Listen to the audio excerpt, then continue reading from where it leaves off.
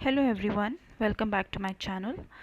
तो आज हम पढ़ेंगे क्या हम डिस्कस करेंगे कि 16 मार्क्स के क्वेश्चन को, जो कि बीएड का एग्ज़ाम्स, जो भी बच्चों का बीएड का एग्ज़ाम्स आने वाला है, चाहे वो फर्स्ट ईयर हो या सेकेंड ईयर हो, तो आपका पेपर में आपको 16 मार्क्स के क्वेश्चन को कैसे अटेम्प्ट करना है। देखिए, लॉन्ग आंसर क्वेश्चन देखिए काफ़ी बच्चे घबरा जाते हैं, ज़्यादा से ज़्यादा लोग जल्दी में कंप्लीट करने के चक्कर में पैराग्राफ में लिख लेते हैं। पैराग्राफ में लिखेंगे तो आपको मार्क्स पूरे नहीं मिलने वाले हैं, ज़्यादा से ज़्यादा आधा मिलेगा या तो 5/16 ऐसे कुछ करके मिलेगा। हमें ऐसा नहीं करना है, हमें पूरा लेआउट, हम पूरा फॉर्मेट हमें फॉलो करना है। तो सबसे पहले 16 मार्क्स के क्वेश्चन को अगर हम करेंगे तो पहले इंट्रोडक्शन आता है, जो कि 2 मार्क्स का। अब देखिए, अलग अलग यूनिवर्सिटी में अलग अलग थोड़ी मार्किंग स्कीम डिफ़र कर सकती है, पर काइंड ऑफ जनरली ये सेम ही होता है, क्योंकि मोस्ट यूनिवर्सिटी की जो बीएड एग्ज़ाम्स होते हैं उसमें या तो 8 मार्क्स का, जो कि शॉर्ट आंसर क्वेश्चन होता है, फिर वेरी शॉर्ट आंसर क्वेश्चन होता है, फिर लॉन्ग आंसर क्वेश्चन होता है।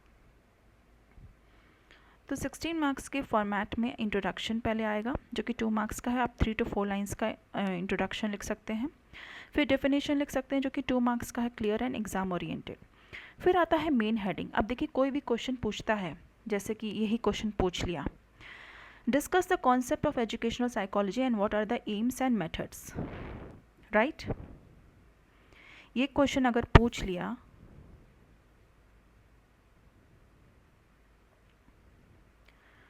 तो आप सबसे पहले इंट्रोडक्शन लिखोगे कि सबसे पहले वो लिखोगे कि इसका मेथड्स ऑफ एजुकेशनल साइकोलॉजी क्या होता है? नहीं ना, आप सबसे पहले मेन हेडिंग पे नहीं जाएंगे, आप सबसे पहले इंट्रोडक्शन करेंगे, फिर डेफिनेशन या मीनिंग पे जाएंगे। उसके बाद आप आते हैं मेन हिस्से पे, जो कि 6 to 7 मार्क्स का होता है।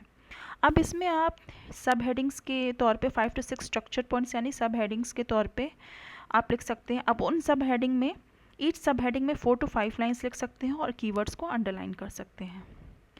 फिर आता है फ्लो चार्ट, जो कि 2 मार्क्स का है। अब 2 मार्क्स का फ्लो चार्ट जो क्या होता है कि अगर आप फ्लो चार्ट या डायग्राम बनाते हैं तो ये एक बहुत अच्छा इंप्रेशन देता है एग्जामिनर को। एग्जामिनर को लगता है कि आपको कॉन्सेप्ट की नॉलेज है। अब आप पे डिपेंड करता है कि पहले आप मेन हेडिंग, पहले आप चीज़ों को एक्सप्लेन करें डिटेल में या पहले फ्लो चार्ट बनाएं। यूजुअली क्या करना चाहिए कि पहले आपको मेन हेडिंग का एक्सप्लेनेशन करना चाहिए, स्ट्रक्चर पॉइंट्स में अच्छे से लिखना चाहिए, उसके बाद आपको फ्लो चार्ट बनाना चाहिए। अब आता है एजुकेशनल इम्प्लीकेशन। अब जो भी पूछा गया है, डेफिनेटली हर चीज़ स्टडीज़, मतलब एजुकेशनल एनवायरनमेंट से रिलेटेड पूछा जाएगा। अब वो टॉपिक को आप कैसे प्रैक्टिकली इम्प्लाई करेंगे एज अ टीचर, क्लासरूम में वो कैसे अप्लाइड होता है, वो चीज़ है एजुकेशनल इम्प्लीकेशन। फिर आता है जो कि 2 से 3 मार्क्स का होता है, और फिर उसके बाद आता है कंक्लूजन, जो कि 1 मार्क्स का होता है, राइट। अब हम प्रैक्टिकली एक क्वेश्चन को करते हैं जो कि 16 मार्क्स का है, राइट। तो पहले आता है, पहले क्वेश्चन क्या पूछ रहा है ये देखते हैं। Discuss the concept of educational psychology, what are its aims and methods. सबसे पहले क्या पूछ रहा है? कॉन्सेप्ट। अब इस कॉन्सेप्ट में बहुत कुछ आ सकता है। कॉन्सेप्ट में पहले इंट्रोडक्शन आ सकता है, मीनिंग आ सकता है, एक फर्स्ट एंड मोस्ट इम्पॉर्टेंटली एक कोट डालना बहुत ज़रूरी है, ओके। तो concept is a broad term, so introduction हम पहले करेंगे, क्योंकि 16 मार्क्स का है तो हमें ध्यान रखना है कि हमें हर चीज़ मेंशन करनी है। तो इंट्रोडक्शन कहता है, which is in a easy language में मैंने सब कुछ लिखा है ताकि आप अच्छे से याद कर सकें।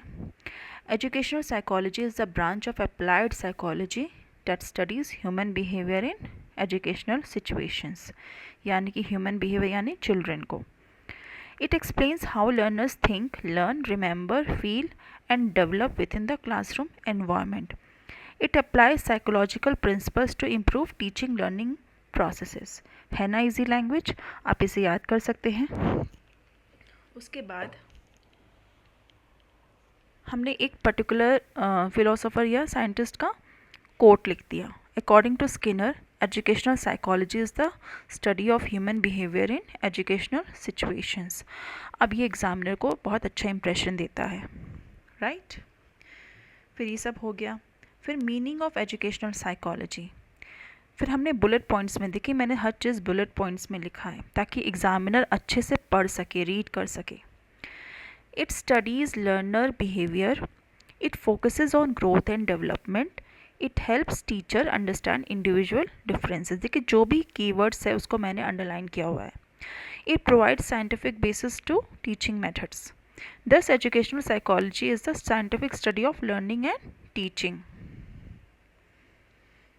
फिर आता है nature of educational psychology. It is scientific and systematic, practical and applied, child-centered, developmental in nature, concerned with individual differences.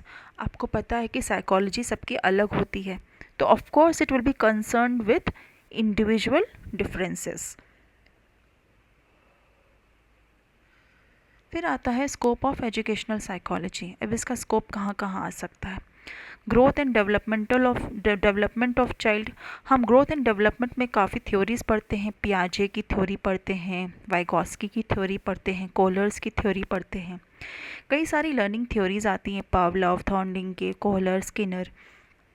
फिर intelligence and creativity, motivation, personality development and all these things. फिर एम्स क्या है, जो कि हमारा second part of question पूछ रहा, what are its aims. तो एम्स है to understand the learner obviously. Second, इसका मैंने एक सिंपल वन लाइन डेफिनेशन एक तरीके से एक्सप्लेन कर दिया है इस पॉइंट को। It helps teachers understand intelligence, interest, abilities, needs and problems of students. Second point, to improve teaching methods. फिर क्या आता है, provide psychological principles for selecting appropriate teaching strategies। अभी NEP पॉलिसी के हिसाब से आया है कि हमें क्लास में बच्चों को एकदम एक्टिवली रखना है, एकदम एक्टिव, पैसिव क्लास होनी नहीं चाहिए। तो उसके लिए क्या साइकोलॉजिकल प्रिंसिपल है कि बच्चों को कंस्ट्रक्टिविज्म थ्योरी रखना, कंस्ट्रक्टिविस्ट रखना है बच्चे, और टीचर क्या होगी, एक फैसिलिटेटर के तौर पे होगी। फिर आता है to study individual differences. Every child is unique. Educational psychology helps teachers adjust instruction accordingly. Differentiated instruction, जो कि बहुत ही इंपॉर्टेंट टर्म है, जो कि सीटेट में भी पूछा जाता है। अब डिफ्रेंशिएटेड इंस्ट्रक्शन क्या होता है? अब देखिए क्लास में कई सारे बच्चे होते हैं, राइट? उनमें से कुछ गिफ्टेड स्टूडेंट्स होते हैं और कुछ डिफरेंटली एबल्ड होते हैं, राइट? तो क्या होता है कि हर बच्चा उस कैलिबर का नहीं होता है। जैसे कि एक होता है ना, सबका IQ अलग होता है। तो हमें क्या करना है कि उन वो सारे बच्चे जो गिफ्टेड स्टूडेंट्स या एवरेज स्टूडेंट के लेवल तक आ जाएं। Next is facilitate learning. It explains how learners occurs and how it can be made, how learning occurs and how it can be made effective, right? To promote mental health. Psychology is all about promoting mental health, helps to maintain emotional balance and psychological well-being. कोई बच्चा उदास है, डल है, तो kind of we take his or the class teacher takes kind of counseling session, और she asks what's the problem, what's your learning gap. वो पता करने की कोशिश करती है, डायग्नोस करने की कोशिश करती है कि बच्चे में क्या लर्निंग गैप है जो वो समझ नहीं पा रहा है, वो क्यों परेशान है, राइट? फिर है to develop curriculum. Curriculum should be based on child psychology and developmental stages. अब ऐसा तो है नहीं कि ग्रेड 5 का बच्चा ग्रेड 9 के करिकुलम को फॉलो करे, एक्सेप्ट कुछ एक्सेप्शंस तो ऑफकोर्स होंगे गिफ्टेड स्टूडेंट्स के केस में, लेकिन हर बच्चा नहीं फॉलो कर सकता वो, राइट? फिर होता है to improve evaluation, provides scientific tools like test and measurements. अब आते हैं लास्ट पार्ट ऑफ क्वेश्चन के, जो लास्ट पार्ट पूछ रहा है मेथड्स क्या होते हैं एजुकेशनल साइकोलॉजी के। तो मेथड्स है, ये हमने लिखा, पहले तो हमने थोड़ा सा इंट्रोड्यूस किया मेथड्स ऑफ एजुकेशनल साइकोलॉजी को। Educational psychology uses scientific methods to study the behaviour of learners in educational situations. These methods help teachers understand students scientifically and objectively. अब according to theory, these methods are broadly classified into observation method, exposition method. अब आप देखते हैं, इस flow chart आप बना सकते हैं। तो देखिए, कभी भी आप एग्जामिनेशन शीट पे अगर आप फ्लो चार्ट बना रहे हैं तो इस तरीके से मत बनाइए प्लीज़, ये बहुत ही एम्बिगुअस और बहुत ही हौच पौच हो जाएगा। आप आंसर शीट को हॉरिजॉन्टल लें और इस तरीके से क्लीनली फ्लो चार्ट बना सकते हैं। तो देखिए क्या बता रहा है flow chart, methods of psychology and educational psychology, एक ऑब्जर्वेशन मेथड, एक्सपोजिशन मेथड। फिर observation method is further divided into 3 methods, introspection method, then extropection or observation method, and third is experimental method. Exposition method further divided होता है इसमें developmental और genetic method, case history method, interview method, questionnaire method, comparative method, psychophysical method, psycho analytic method, test method, clinical method और statistical method. अब हमने इन सारे methods को एक एक लाइन में एक्सप्लेन किया है, राइट, ताकि एग्जामिनर को ये लगे कि आपने कोई चीज़ अनअटेम्प्ट को छोड़ी नहीं है। अब हमसे जो मेथड पूछ रहा है हमने थोड़ा ब्रीफली थोड़ा एक्सप्लेन भी तो करना है ना, तो आपको जल्दी जल्दी लिखना। देखिए मैंने ज़्यादा डिटेल में नहीं लिखा, मैंने एक एक लाइन का लिखा ताकि आप क्वेश्चंस को अच्छे से सारे क्वेश्चंस को अटेम्प्ट कर सकें। तो पहला आता है observation method. Under this method human behaviour is studied through observation as said in the heading. फिर आता है introspection method, self observation of one's all mental process like thoughts, feelings and emotions. अब क्या होता है कि इसके मेरिट क्या होते हैं, सिंपल है, डायरेक्ट है। डीमेरिट्स क्या है, ये सब्जेक्टिव है।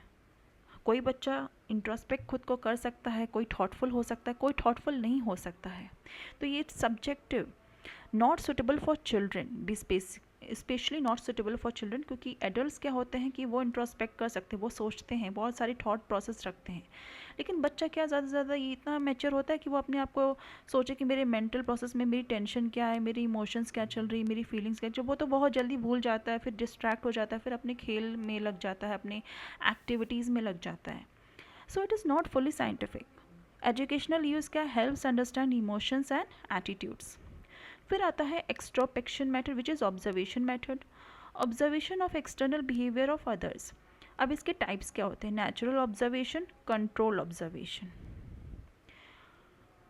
नेचुरल में जैसे कि आप नेचुरल एनवायरनमेंट में आप किसी को ऑब्जर्व कर रहे हो, और कंट्रोल ऑब्जर्वेशन है कि किसी पर्टिकुलर कोई आपने एक सेटअप किया हुआ है, एक्सपेरिमेंट, कोई चीज़, अब आप उसमें देख रहे हो कि बच्चा बिहेव कैसे कर रहा है, तो दैट इज़ कंट्रोल ऑब्जर्वेशन, जो कि पियाजे ने किया था। फिर मेरिट्स क्या आती है, studies real classroom behaviour, useful for children. अब डिमेरिट्स क्या है, ऑब्जर्वर बाइस है, टाइम कंज्यूमिंग है। अब देखिए पियाजे की भी जो भी थ्योरी आई थी उसके भी तो डिमेरिट्स होते हैं, राइट। कोहलर की भी जो थ्योरी आई थी उसके भी डिमेरिट्स थे कि उन्होंने सिर्फ मेल एक पर्टिकुलर सेक्स या जेंडर्स को ही उनका व्यू देखा था, दूसरे को व्यू नहीं देखा था, तो काइंड ऑफ ये ऑब्जर्वर बाइस है और टाइम कंज्यूमिंग भी है। एजुकेशनल इंपॉर्टेंस क्या है, useful for studying discipline, attention and group behaviour. अब देखिए नेचुरल ऑब्जर्वेशन यानी कि जो रियल क्लासरूम बिहेवियर होता है उसमें क्लास टीचर क्या देखती है, जब भी वो कोर्स स्कॉलस्टिक रिपोर्ट कार्ड बनाती है तो उसमें बच्चों को 5 में से रेटिंग देती है कि बच्चा कितना इंटरैक्टिव है, कितना डिसिप्लिन्ड है और कितना उसका अटेंशन है, स्पैन है, and how he is behaviour is with the peer. फिर थर्ड पॉइंट आता है एक्सपेरिमेंटल मेथड। ये सबसे साइंटिफिक मेथड होता है जो कि सारे साइंटिस्ट ने फॉलो किया है। Scientific method to study cause and effect relationship under controlled condition. जैसे कि मैंने बोला था ना कंट्रोल्ड ऑब्जर्वेशन है, तो ये कंट्रोल्ड कंडीशन में है। स्टेप्स इसमें हाइपोथेसिस बनती है, हम ग्रुप्स को डिवाइड करते हैं between control and experimental groups, we manipulate the variables and we observe the results. अब इसका मेरिट्स क्या है, ये काफ़ी साइंटिफिक है, रिलायबल है और एक्यूरेट है। डिमेरिट्स क्या है, ये आर्टिफिशियल सिचुएशन में, हम रियल लाइफ सिचुएशन में इसको नहीं बता सकते कि ये इम्प्लाइड होगा रियल लाइफ सिचुएशन में कि नहीं।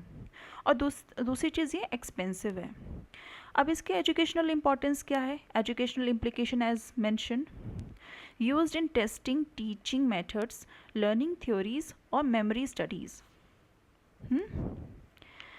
एक्सपोजिशन मेथड, फिर ये सेकंड आता है एक्सपोजिशन मेथड। पहले क्या था? Observation method, second is exposition method. अब in this method behaviour is studied based on exposition या एक्सप्रेशन ऑफ बिहेवियर। तो फर्स्ट इसके डिवाइडेड होता है फर्दर ग्रुप में, विच इज़ डेवलपमेंटल और genetic method. Studies growth and development from childhood to adulthood. Importance क्या है? Helps understand stages of development. Easy language है, right? Case history method, detail study of one individual. Importance क्या है इसकी? Useful for problem children या gifted children. जैसे कि कोई प्रॉब्लमेटिक चिल्ड्रन है तो हम उसका फर्दर केस हिस्ट्री देखते हैं कि क्या हुआ था, कैसे इस बच्चे को क्या चीज़ ट्रिगर की, कैसे ही इज़ कोपिंग अप। तो ये सब चीज़ है। फिर इंटरव्यू मेथड, जो कि एक काउंसलिंग मेथड भी कह सकते हैं।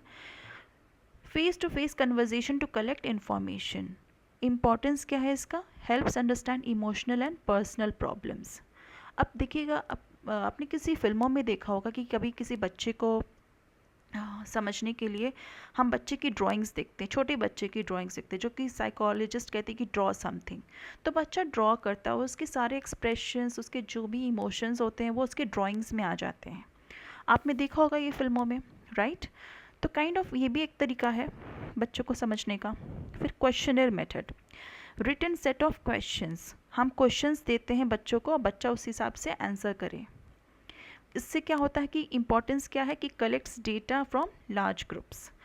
कंपेरेटिव मेथड क्या होता है? We compare between groups. जैसे कि कोई नॉर्मल ग्रुप है और एबनॉर्मल ग्रुप है। अब बच्चे को नहीं कोई बताता कि तुम एबनॉर्मल हो, लेकिन हम एक जो ऑब्जर्व कर रहा है, जो स्टडी कर रहा है, वो इस चीज़ को अपने तक रखता है, उसको कॉन्फिडेंशियल रखता है। इम्पॉर्टेंस क्या है? Helps identify differences. फिर आता है psychophysical method, studies relationship between physical stimuli and mental responses. This was developed by Fechner, जो कि एक साइंटिस्ट थे। अब इसका स्टेप्स क्या होता है? सब्जेक्ट इन नॉर्मल कंडीशन में रखा जाता है, स्टिमुलस दिया जाता है, फिर रिस्पॉन्स उसका क्या होता है, उसको रिकॉर्ड करते हैं, फिर रिलेशनशिप उसका एनालाइज किया जाता है। अब साइको एनालिटिकल मेथड क्या होता है? This was given by Freud. तो ये स्टडी करता है अनकॉन्शियस माइंड, ड्रीम्स और कॉन्फ्लिक्ट्स को, useful in understanding emotional disturbances. फिर आता है test method, use of standardize test like intelligence, aptitude और पर्सनैलिटी। राइट? आईक्यू टेस्ट करते हैं कि नहीं करते हैं, एप्टीट्यूड क्वेश्चंस देते हैं, फिर पर्सनैलिटी का कुछ क्वेश्चनर्स होते हैं, जिससे कि आपकी पर्सनैलिटी को हम डिटरमिन कर सकते हैं। तो इसकी इंपॉर्टेंस क्या है? Objective measurement of abilities. फिर आता है clinical method, detail study of male adjusted individuals. अब जैसे कि उनकी काउंसलिंग और थेरेपी होती है, जैसे कि कुछ बच्चे होते हैं ADHD वाले होते हैं, कुछ ऑटिज्म के बच्चे होते हैं, राइट? तो इनकी क्लिनिकल मेथड से इनका काउंसलिंग और थेरेपी होता है। फिर आता है statistical method, use of statistical tools, mean, median, standard deviation and correlation. अब इससे हम स्टैटिस्टिक्स के तौर पे उसका डेटा को हम स्टैटिस्टिक्स के मेथड से कंप्लाई करते हैं, उसको स्टडी करते हैं। फिर ये क्या होता है कि ensure scientific accuracy and interpretation. अब ये सारे मेथड्स को हमने एक लाइन में एक्सप्लेन कर दिया। जल्दी जल्दी आप एग्जाम में लिखोगे, यहाँ तो मैं एक्सप्लेन कर रही हूँ इसलिए टाइम लग रहा है। फिर आप ऐसे लिखोगे, फिर आपको एक कंक्लूजन लिखना है लास्ट में, एक प्रोफेशनल कंक्लूजन, स्ट्रॉन्ग लाइन का समरी लिखना है। क्या है ये? The methods of educational psychology make the study of learner behaviour scientific.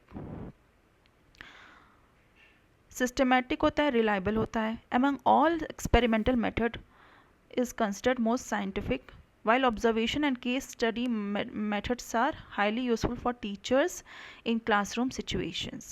A teacher must use a combination of these methods to understand learners effectively. अब देखिए इसमें educational implication को भी यूज़ किया गया है इस conclusion में। हमने बहुत जगह पे implications को अप्लाई किया है, importance को अप्लाई किया है, राइट? एजुकेशनल इंपॉर्टेंस क्या है, ये सब हमने देखा है। एजुकेशनल इम्प्लीकेशन कहाँ, जहाँ जहाँ आप लिख सकते हैं, आप उसको राइट करिए तो बहुत ही अच्छे मार्क्स आएंगे। मेरे हिसाब से फुल 16 आउट ऑफ 16 मिलेंगे। तो ऐसे वीडियो अगर आपको मेरा कंटेंट पसंद आए तो प्लीज़ मेरे कंटेंट को प्रमोट करें, मेरी हेल्प करें, जिससे कि I can be motivated and bring more videos like this. तो please like, share and subscribe to my channel. Thank you everyone, bye bye, have a best of luck for your exam.